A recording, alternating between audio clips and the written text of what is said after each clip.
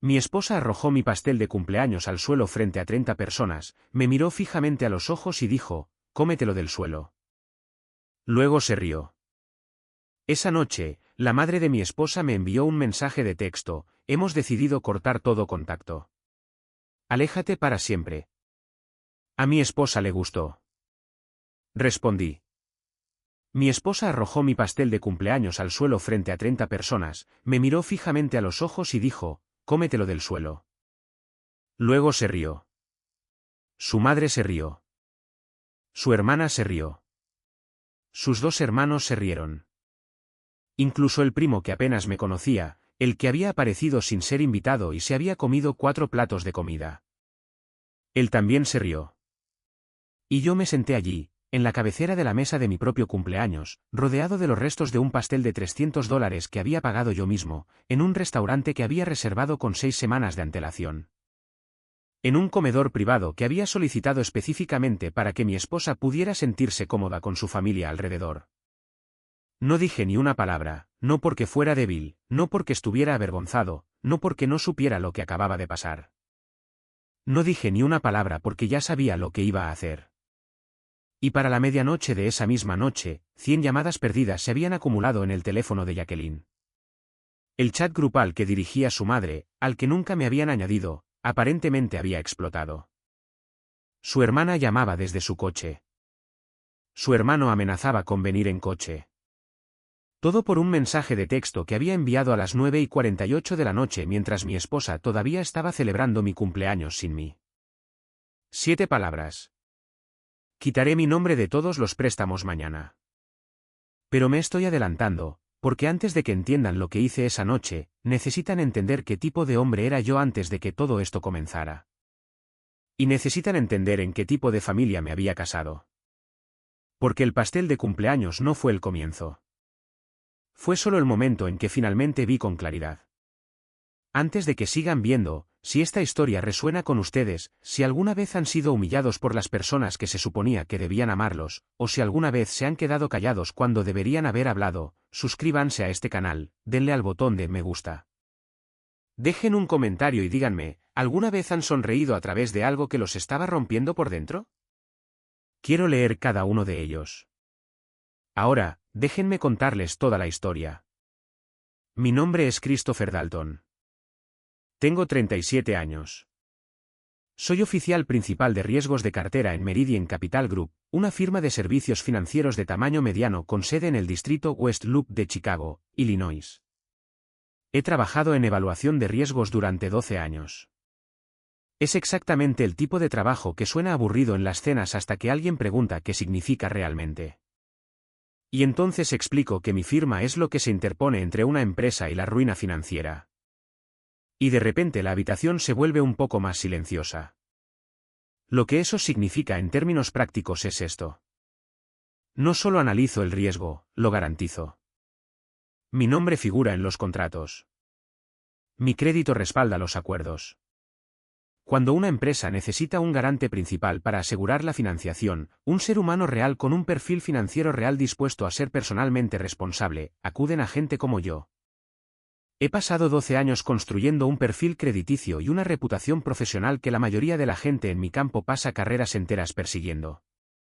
Un puntaje de crédito de 791, 0 morosidades, 3 cartas de referencia profesional de prestamistas institucionales, una declaración financiera personal que hace que los corredores hipotecarios sonrían de verdad cuando abren el archivo. Y durante 3 años de mi matrimonio con Jacqueline, ese perfil había estado trabajando muy silenciosamente, muy significativamente a favor de su familia. No conocían el alcance total de ello, o más bien, sabían exactamente lo suficiente para aprovecharse de ello y no lo suficiente para sentirse agradecidos. Conocí a Jacqueline Armon en un evento de networking profesional en el Centro Cultural de Chicago en la primavera de 2019. Ella trabajaba en gestión de marca para una consultora de marketing regional. Inteligente, segura de sí misma, el tipo de mujer que entra en una habitación y comprende inmediatamente su geometría, quiénes son las personas importantes, dónde están ocurriendo las conversaciones reales. Me sentí atraído por su certeza. Soy el tipo de persona que calcula antes de hablar. Jacqueline hablaba primero y calculaba después, y en ese momento me pareció magnético. Salimos durante 2 años. Le propuse matrimonio en el Navy Pier al atardecer, de lo cual, en retrospectiva, estoy un poco avergonzado, pero ella lloró y dijo que sí, y sus manos temblaban cuando le puse el anillo. Y en ese momento, creí todo lo que necesitaba creer. Nos casamos en el Bridgeport Art Center. 140 invitados. De mi lado del pasillo, mi madre, mi hermano menor Nathan, 4 amigos cercanos de la universidad y un puñado de colegas. Su lado, 47 personas, me agradaba genuinamente. Porque la madre de Jacqueline, Eleanor Armon, no creía en las reuniones pequeñas y tenía opiniones firmes sobre los planos de asientos. Eleanor Armon. Necesito que entiendan a Eleanor antes de que esta historia tenga sentido. Eleanor tenía 61 años, una exagente inmobiliaria que había dejado de trabajar cuando su segundo marido falleció y la dejó lo suficientemente cómoda como para pasar sus días cultivando opiniones sobre las decisiones de otras personas. Era el tipo de mujer que llamaba a su hija 3 veces al día y lo consideraba un acto de amor. Era el tipo de mujer que se refería a la profesión de su yerno como asuntos financieros, con un pequeño gesto despectivo, a pesar de que esos asuntos financieros estaban subsidiando cada decisión financiera significativa que su familia había tomado durante los últimos 3 años. Nunca me había llamado por mi nombre de pila sin que sonara como una nota al pie. El préstamo comenzó pequeño. Así es como siempre comienzan estas cosas. 6 meses después de nuestro matrimonio, Jacqueline mencionó que su hermano menor, Devlin, estaba tratando de abrir un camión de comida en el vecindario de Pilsen. Tenía la idea. Tenía el entusiasmo. Tenía un nombre, un logotipo y una lista de reproducción para su gran inauguración. Lo que no tenía era el historial crediticio necesario para asegurar la financiación del equipo. Jacqueline me preguntó si yo sería cofirmante. Quiero decirles que lo deliberé durante semanas. No lo hice. Lo pensé durante 2 días, realicé una evaluación de riesgos básica en mi cabeza porque así es como funciona genuinamente mi cerebro. Decidí que Devlin parecía sincero y que la cantidad era manejable, y firmé. El camión de comida funcionó bien durante 8 meses. Luego, Devlin tomó una serie de decisiones que, si me las hubiera consultado primero, le habría dicho que colapsarían todo en un trimestre. No me las consultó. Para el 10º mes, los pagos comenzaron a llegar tarde. Para el mes 14, se detuvieron. Cubrí el saldo restante yo mismo en lugar de dejar que afectara mi crédito. No le dije nada al respecto a Jacqueline. No quería crear una situación familiar. Ese fue el primer error, porque cuando absorbes la consecuencia de alguien en silencio, no aprenden de ello. Simplemente miran a su alrededor y notan que la consecuencia desapareció. El segundo préstamo fue idea de Eleanor, aunque se me presentó como una conversación familiar. Eleanor quería ayudar a su hija Simone, la hermana mayor de Jacqueline, a comprar un condominio en el vecindario de Wicker Park. Simone tenía 39 años, había estado alquilando durante 15 años y quería generar capital, una ambición razonable. El problema era que el crédito de Simone había sido dañado por un acuerdo de divorcio 2 años antes, y no podía calificar para una tasa hipotecaria competitiva por su cuenta. Eleanor organizó una cena de domingo en su casa de Oak Park. Asado de carne, buen vino, todos de buen humor. Y luego, durante el postre, me miró y dijo muy casualmente, como si me estuviera pidiendo que le pasara el pan, que había estado hablando con un prestamista, y que mi nombre en la garantía hipotecaria haría que todo fuera posible para Simone. Se presentó como una amabilidad, una oportunidad para que yo fuera parte de la familia de una manera real y significativa. Miré a Jacqueline. Ella estaba mirando su plato. Eso debería habérmelo dicho todo. Dije que lo pensaría. Eleanor sonrió. La sonrisa de una mujer que nunca había oído la palabra pensarlo utilizada como algo más que un precursor de un sí. Hice los cálculos esa semana. Los ingresos de Simone eran estables. La propiedad era sólida. El riesgo era real pero manejable. Y yo quería, genuinamente quería, ser el tipo de persona que ayuda a la familia cuando puede. Firmé como garante principal en la hipoteca de Simone. Mi nombre, mi crédito, mi responsabilidad financiera si algo salía mal. Simone obtuvo una tasa del 4,1% que no podría haber conseguido sin mí. Nadie me dio las gracias en la cena. Eleanor dijo, maravilloso. Ahora está arreglado. Y pasó a hablar sobre el proyecto de renovación de un vecino. Quiero hacer una pausa aquí porque creo que algunos de ustedes se preguntan por qué seguí permitiendo esto. Y me he hecho esa pregunta más veces de las que puedo contar. La respuesta honesta es que me criaron para creer que un hombre que tiene la capacidad de ayudar, debe ayudar. Mi padre trabajó durante 31 años como ingeniero estructural en Indianápolis. Cofirmó un préstamo para su hermano. Garantizó la refinanciación de su madre. Puso su nombre en las cosas porque creía que la familia significaba algo más allá del sentimiento. Significaba estar presente de las maneras concretas, específicas y costosas que el sentimiento nunca podría. Heredé esa creencia. Y como muchas creencias heredadas, nunca había examinado realmente si se encontraba con algo recíproco. Jacqueline me amaba. Yo creía eso. Todavía, de alguna manera, creo eso. Pero Jacqueline también provenía de una familia que tenía una comprensión muy específica de para qué servían los maridos. Y la forma en que manejé el primer préstamo y luego el segundo había comunicado silenciosamente a todos en esa familia que yo era el tipo de hombre al que se le podía pedir sin consecuencias. Que nunca habría una consecuencia. Estaban equivocados al respecto. Pero se necesitó un pastel de cumpleaños en el suelo de un restaurante para que yo lo dijera. Mi cumpleaños número 37 cayó en un jueves a principios de marzo. Jacqueline había planeado una cena, un comedor privado en Monteverde, un restaurante en West Monroe que realmente amo. Pasta hecha a mano, una lista de vinos seria, el tipo de lugar que te hace sentir que una comida vale el tiempo que se tarda en comerla. Me dijo que sería íntimo, amigos cercanos. Mi hermano Nathan volaría desde Detroit. Su familia estaría allí. Su madre, Simone, de Belín, su tía Patricia de Naperville, pero dijo que sería equilibrado, que sería mi noche. Llegué a las 6:30. La sala privada tenía capacidad para unas 25 personas. Cuando entré, el número de invitados era más cercano a 30, y noté de inmediato que mi lado del libro mayor estaba escaso. Mi hermano Nathan estaba allí, ya en el bar, con un aspecto ligeramente desconcertado. Mis dos amigos más cercanos del trabajo, Tyler y Ramírez, estaban sentados juntos cerca de la parte de atrás, manteniendo una conversación cortés con personas que nunca habían conocido. Mi amigo de la universidad, Derek, había conducido desde Evanston específicamente para esto. Todos los demás eran la familia de Jacqueline, o personas que nunca había conocido y que parecían ser amigos de la familia de Jacqueline. No dije nada. Me senté. Tomé una copa. Traté de estar presente. Eleanor estaba presidiendo en el otro extremo de la mesa, como siempre lo hacía, relatando alguna historia sobre un negocio inmobiliario que había navegado 20 años atrás, como si hubiera sucedido ayer y constituyera una mitología personal. Debelin estuvo en su teléfono durante la mayor parte de la primera hora. Simone estaba hablando con dos mujeres que no reconocí sobre un retiro de yoga que estaba planeando.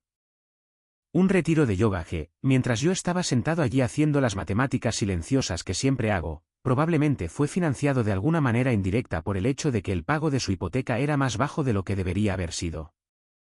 La cena en sí estuvo bien, buena comida, algunos buenos momentos. Nathan hizo un brindis que fue cálido y real y me hizo sentir brevemente que la velada era lo que se suponía que debía ser. Luego salió el pastel. Era un buen pastel. Lo sé porque había visto el recibo. Jacqueline lo había enviado a nuestra cuenta compartida. $320 de una panadería en Norwells. Chocolate en capas personalizado, que es mi favorito real. El personal lo sacó con una vela y una pequeña ronda de aplausos. Jacqueline se puso de pie. Y este es el momento que he repetido tantas veces que ha adquirido la calidad de algo que vi en una película en lugar de algo que viví, porque todavía no tiene mucho sentido para mí, incluso ahora. Se puso de pie e hizo un comentario. No lo repetiré textualmente porque todavía no entiendo completamente lo que quiso decir con él. Si fue una broma que salió catastróficamente mal o algo que había estado guardando durante meses y que eligió este momento para salir a la superficie. Pero la esencia era que yo era controlador, que era frío, que manejaba todo en nuestro matrimonio como una hoja de cálculo, y que tal vez este cumpleaños era apropiado porque incluso la forma en que lo había planeado se sentía como una transacción. La mesa se quedó en silencio durante exactamente 2 segundos. Luego Eleanor se rió primero, una risa aguda y brillante como si hubiera estado esperando permiso. Y luego la sala la siguió. No toda. Nathan no se rió. Tyler no lo hizo. Derek no lo hizo. Ramírez dejó su bebida y miró el mantel, pero suficientes personas en la sala se rieron como para que el sonido llenara el espacio. Y Jacqueline, envalentonada por la respuesta, se inclinó hacia adelante y empujó el pastel fuera del borde de la mesa. $320 de pastel de cumpleaños personalizado cayeron al suelo de un restaurante por el que yo estaba pagando en un comedor privado que yo había reservado. «Cómetelo del suelo», dijo ella. Más risas. Devlin tenía su teléfono fuera. Todavía no sabía si estaba filmando. Miré el pastel en el suelo. Miré a mi esposa. Miré a Eleanor, que todavía sonreía con la satisfacción específica de una mujer que había logrado algo en lo que había estado trabajando durante un tiempo. Miré a Nathan, que se había quedado completamente quieto, y no dije nada. Cogí mi servilleta. La puse sobre la mesa. Empujé mi silla hacia atrás. Dije con una voz que mantuve muy plana y muy baja que necesitaba un poco de aire.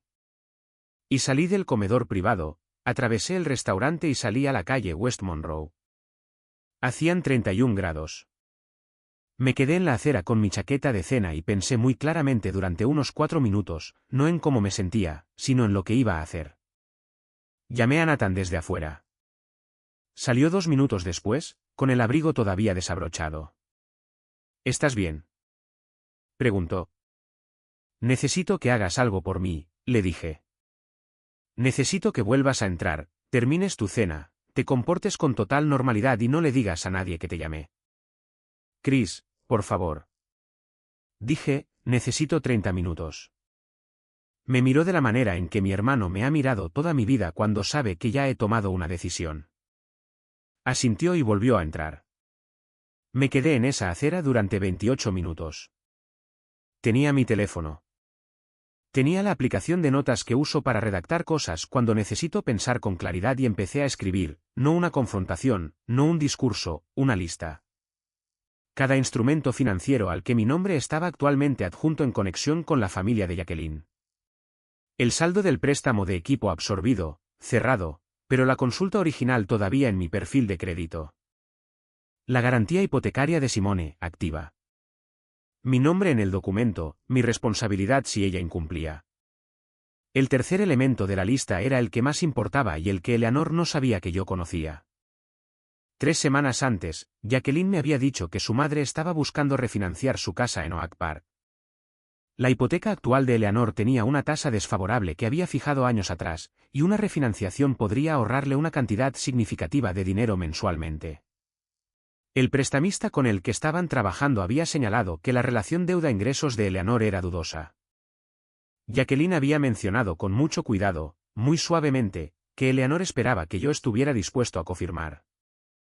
Todavía no había dicho que sí. No había dicho que no. Todavía estaba en un estado que yo había categorizado internamente como pendiente de más información. De pie en la calle West Monroe con un clima de 31 grados y con el pastel de cumpleaños en el suelo del restaurante detrás de mí, ese estado ahora estaba resuelto. Abrí mis mensajes de texto y escribí un mensaje para Jacqueline. 7 palabras. Quitaré mi nombre de todos los préstamos mañana. Lo envié a las 9:47 de la noche. Luego me guardé el teléfono en el bolsillo y tomé un taxi a casa. Mi teléfono empezó a sonar a las 9:52. No contesté. A las 10:15, tenía 40 llamadas perdidas. A las 10:45, tenía 67. A medianoche, el número había superado las 100. Los mensajes de texto llegaban de números que no siempre reconocía. Devlin. Simone. El número de Eleanor, que yo había guardado como Eleanor porque Jacqueline me lo había pedido, no porque yo lo hubiera elegido.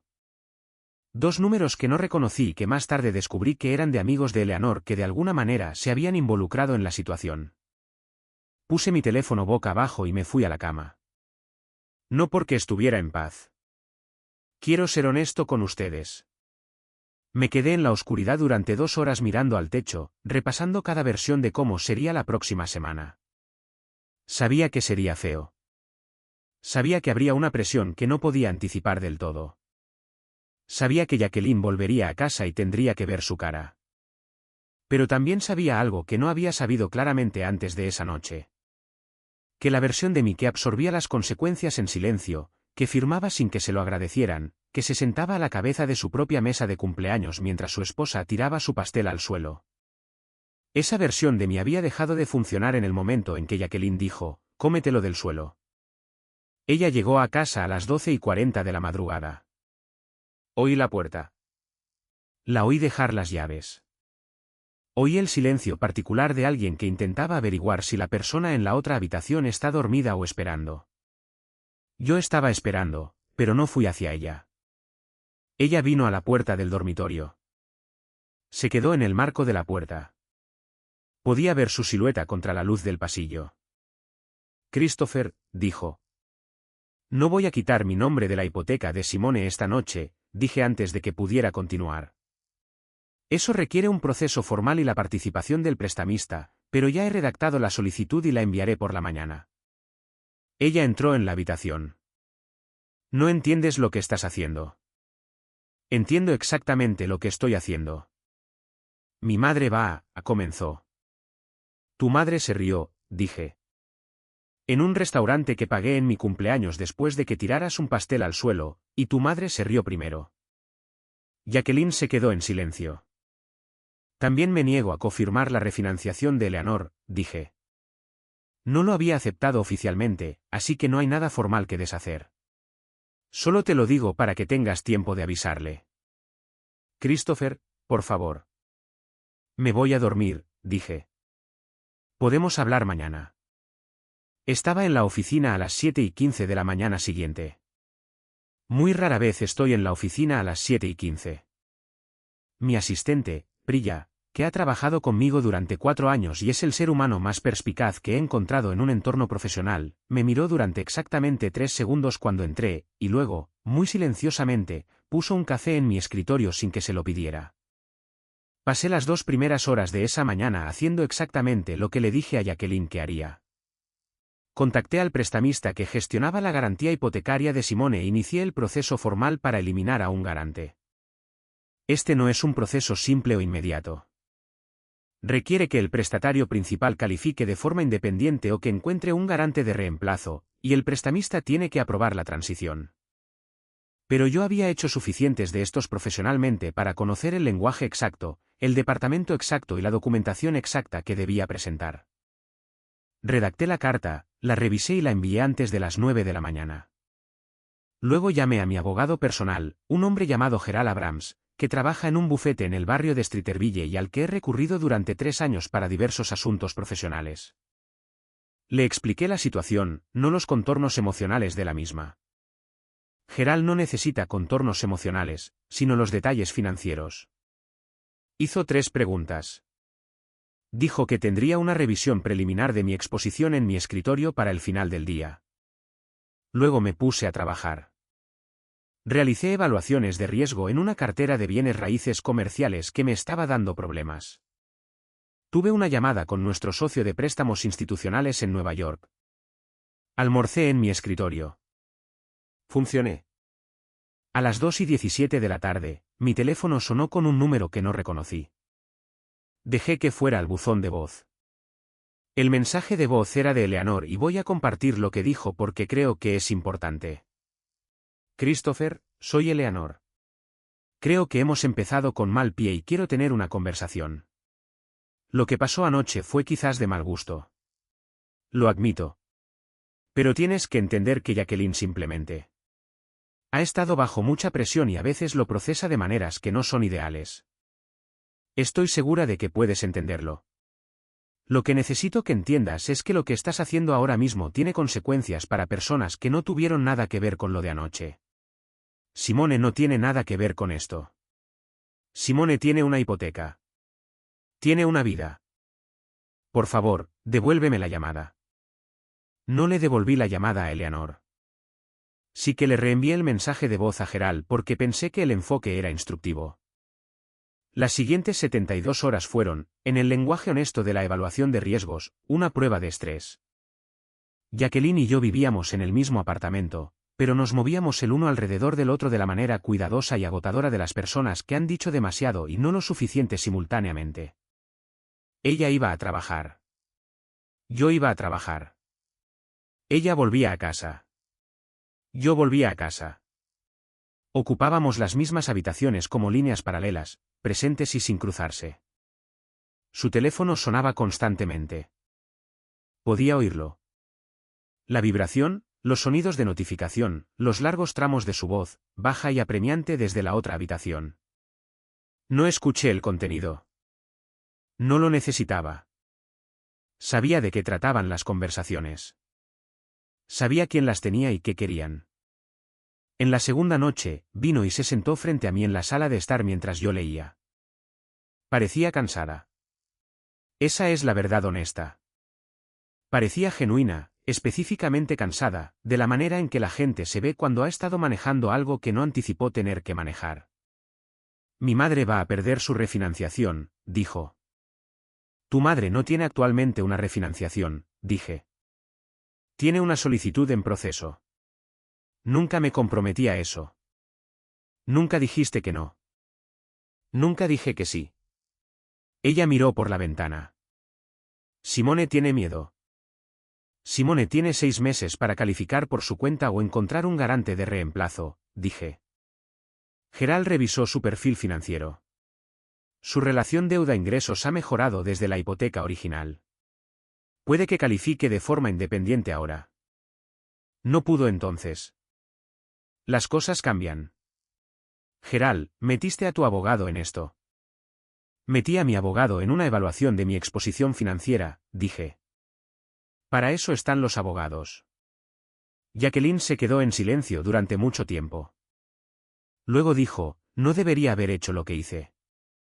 Dejé mi libro. No, dije. No deberías haberlo hecho. Estaba tratando de ser graciosa, dijo. La familia estaba allí y yo. Se me fue de las manos. La miré. Y esta es la parte de la historia que me resulta más difícil de explicar porque requiere que sea honesto sobre algo que no me favorece. Porque en ese momento, mirando a mi esposa sentada frente a mí en nuestro apartamento, con aspecto cansado y arrepentido y genuinamente humano, sentí algo complicado. No, perdón, todavía no. Pero sentí el dolor específico de amar a alguien y no poder alcanzarlo a través de la distancia creada por lo que había hecho. Empujaste un pastel de $300 al suelo, dije, y me dijiste que me lo comiera del suelo en mi propia cena de cumpleaños frente a 30 personas, incluido mi hermano. Lo sé. Y tu madre se rió. Lo sé. Y Debelín tenía su teléfono fuera. Ella levantó la vista bruscamente ante eso. No estaba grabando. No sé si eso es cierto, dije. Pero tampoco sé qué habría hecho con las imágenes si las tuviera. No respondió a eso. Jacqueline, dije, he tenido mi nombre en más de $200.000 de los compromisos financieros de tu familia. Nunca pedí reconocimiento. Nunca lo convertí en un punto de presión. Firmé porque me lo pediste y porque creía que era lo correcto. Y me senté a la cabeza de mi mesa de cumpleaños y te vi avergonzarme delante de todos los que me importan. Y tu familia pensó que era un entretenimiento. Eso no fue lo que fue, dijo en voz baja. Entonces dime qué fue. No pudo. Gerald volvió a mí al final de la semana con un panorama completo. La buena noticia era que mi responsabilidad directa era más manejable que el peor escenario que había imaginado. La hipoteca de Simone era el elemento significativo, pero como él había señalado, su calificación independiente había mejorado. El proceso formal de eliminación de garante estaba en marcha y el prestamista había confirmado la recepción de mi documentación. Plazo aproximado de 90 días para la resolución completa si Simone cooperaba con la revisión de calificación independiente. La mejor noticia fue lo que Gerald encontró cuando miró más detenidamente la documentación del préstamo de equipo original de Debelín. Cuando los pagos de Debelin se habían vuelto morosos, yo mismo había cubierto el saldo. Lo que no había sabido en ese momento, lo que mi propia prisa y disposición para absorber las consecuencias me habían impedido examinar de cerca, era que el acuerdo de préstamo original contenía una cláusula específica, una disposición de indemnización para el cofirmante. Establecía que en caso de incumplimiento, el cofirmante tenía derecho a reclamar el reembolso total del prestatario principal a través de una acción civil. Nunca había ejercido ese derecho. Simplemente había estado allí sin usar durante 2 años. Geral me dijo la cantidad, $9.400, la cantidad que yo había cubierto personalmente en nombre de Debelin cuando su camión de comida colapsó. ¿Quieres reclamarlo?, preguntó Geral. Pensé en Debelin sentado en mi mesa de cumpleaños con su teléfono fuera mientras la sala se reía. Sí, dije. La carta de demanda formal fue enviada a Debelin al final de la segunda semana. Se me informa, porque Jacqueline me lo dijo, con su voz muy controlada, muy cuidadosa, que cuando Debelin la recibió, llamó a Eleanor inmediatamente y Eleanor llamó a Simone y Simone llamó a Jacqueline. Y para cuando la cadena de llamadas completó su circuito, el chat grupal de la familia aparentemente parecía un desastre natural. Eleanor intentó contactarme 4 veces más durante los siguientes 10 días. 2 llamadas telefónicas que fueron al buzón de voz. Un mensaje de texto que decía: Christopher, creo que debemos hablar como adultos. Un correo electrónico a mi dirección profesional que encontré genuinamente sorprendente en su error de cálculo, dado que era esencialmente una apelación a mi sentido de lealtad familiar enviada a mi cuenta de correo electrónico del trabajo. No respondí a ninguno de ellos. Quiero ser específico sobre algo aquí porque creo que importa. Lo que estaba haciendo no era venganza en el sentido teatral. No lo estaba haciendo para ver a nadie sufrir. Lo estaba haciendo porque había mirado muy claramente la estructura de mi propia vida. Y había visto que había construido algo real profesionalmente, financieramente, personalmente, y había permitido que esa estructura se usara sin respeto, sin reconocimiento y sin consecuencias. El pastel de cumpleaños fue el momento en que entendí que este patrón no se iba a corregir solo. Que lo único que cambiaría la ecuación era cambiar lo que costaba la ecuación. 3 semanas después de la cena, Jacqueline y yo tuvimos la conversación que sabía que vendría desde la noche en que salí de Monteverde. Nos sentamos en la mesa de nuestra cocina. Sin teléfonos, sin distracciones. Era un domingo por la mañana. Una luz gris entraba por las ventanas. El tipo de mañana en Chicago que parece que la ciudad está conteniendo la respiración. Quiero decirte algo, dijo. Y necesito que lo escuches sin decidir cómo responder mientras todavía estoy hablando. Asentí. Crecí viendo a mi madre dirigir todo, dijo. Ella manejaba todo y a todos. Mi padre, antes de irse, siempre estaba un paso por detrás de ella, siempre tratando de alcanzarla. Y cuando se fue, ella simplemente siguió dirigiendo todo sola. Y yo la vi hacerlo. Y creo que aprendí. Creo que absorbí que la forma de manejar a alguien que es capaz, sólido y confiable es que tú empujas y ellos absorben. Y así es como funciona. Se quedó en silencio por un momento. Te empujé en tu cena de cumpleaños, dijo. Y todos se rieron y me sentí poderosa durante unos 4 segundos. Y luego te levantaste y te fuiste y algo. Algo cambió en mí y supe que había roto algo real. Esperé. No te estoy pidiendo que deshagas lo que estás haciendo con los préstamos, dijo. Creo que tienes todo el derecho de hacer lo que estás haciendo. Te estoy preguntando. Nos estoy preguntando si todavía hay algo aquí que valga la pena intentar recomponer. Miré a mi esposa al otro lado de la mesa de nuestra cocina. 37 años, sentado frente a una mujer que había elegido deliberadamente y amado genuinamente en una vida que había construido con paciencia y cuidado y una completa disposición a poner mi nombre en las cosas. No lo sé, dije, y esa fue la respuesta honesta. Eso no es un no, dijo ella. No, dije, no es un no. Aquí es donde están las cosas ahora. 6 meses después de esa cena de cumpleaños. Simone calificó de forma independiente para su hipoteca, el prestamista confirmó que la eliminación del garante estaba completa. Mi nombre está fuera de ese documento. Mi responsabilidad, 0. Confirmé esto por escrito. Eleanor no consiguió su refinanciación con la tasa favorable que esperaba. Encontró otro cofirmante, un primo suyo de Rackford, que tenía un perfil de crédito sólido pero no excepcional. La tasa que recibió fue adecuada, no excepcional. No me ha hablado directamente desde el mensaje de voz que dejó en mi bandeja de entrada, lo que considero un resultado aceptable para todos los involucrados. Debelin saldó la demanda de Gerald de $9.400 por $7.850, lo que representó una resolución negociada razonable y llegó con cierto retraso mediante cheque certificado. Lo deposité. No lo celebré. Archivé el registro en mi carpeta de documentos personales bajo Asuntos cerrados. En cuanto a Jacqueline y yo, estamos en terapia. Una vez a la semana, una terapeuta llamada doctora Patricia Hollingsworth, que trabaja en una oficina en Lincoln Park y que, puedo confirmar, no permite que nadie hable por encima del otro o se desvíe con humor. Es la hora más incómoda de mi semana. Y creo que probablemente es lo más útil que he hecho en años. No puedo decirles dónde terminaremos. No tengo los datos para esa proyección. Lo que puedo decirles es que entro en cada sesión como la persona que puso su nombre en las cosas porque creía en la idea de la familia y que aprendió por las malas, en el suelo de un restaurante en su cumpleaños. Que la creencia sin límites no es generosidad. Es una responsabilidad abierta. He pensado mucho en lo que quiero decir a la gente que está viendo esto porque sé que algunos de ustedes están en medio de una versión de esta historia. Tal vez no sea un pastel de cumpleaños. Tal vez sea un préstamo que confirmaste sin pensar. Tal vez sea un comentario que tu cónyuge hizo frente a personas que respetabas y sonreíste y no dijiste nada porque aún no sabías lo que ibas a hacer. Tal vez sea una familia que ha estado aprovechando tu capacidad durante años y lo llama amor. Lo que aprendí, lo que el pastel de cumpleaños en el suelo de Monteverde realmente me enseñó es esto.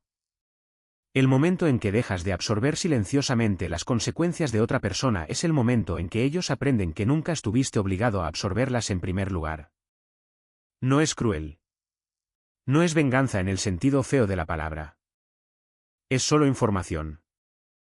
Es mostrarle a alguien el costo real de lo que pensaban que era gratis. Mi padre confirmó el préstamo de su hermano porque creía que la familia significaba algo más allá del sentimiento. Yo también creo eso. Todavía lo creo. Pero ahora también sé lo que él no me enseñó, o tal vez lo que no aprendí, que es que la palabra familia no blanquea la palabra respeto. No puedes tratar mal a alguien y luego refugiarte detrás de la palabra familia, como si cancelara la cuenta. La cuenta siempre llega. La mía llegó un jueves a principios de marzo en un comedor privado en la calle West Monroe con un clima de 31 grados, en la acera de afuera, solo, con mi teléfono y mi aplicación de notas y una comprensión muy clara de exactamente lo que estaba dispuesto a hacer. 7 palabras, quitaré mi nombre de todos los préstamos mañana. 100 llamadas perdidas para la medianoche. Y por primera vez en 3 años de matrimonio, sentí que el riesgo finalmente había sido evaluado con precisión.